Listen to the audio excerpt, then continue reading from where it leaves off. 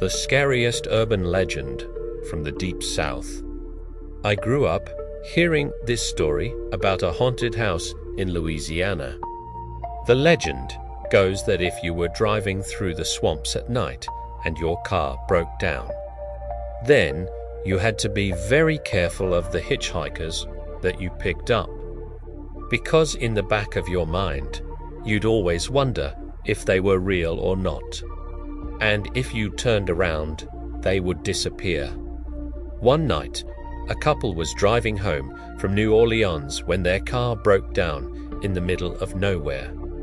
They were stranded and it was pitch black, so they decided to walk to the nearest gas station. But as they were walking, they started to see these strange lights in the distance. As they got closer, they realized that it was a house with all of the lights turned on. And in the front yard was a sign that said, "Beware of dog." But there was something else written on the sign that they couldn't quite make out. They decided to knock on the door, and when it opened, they saw a woman standing there with a shotgun.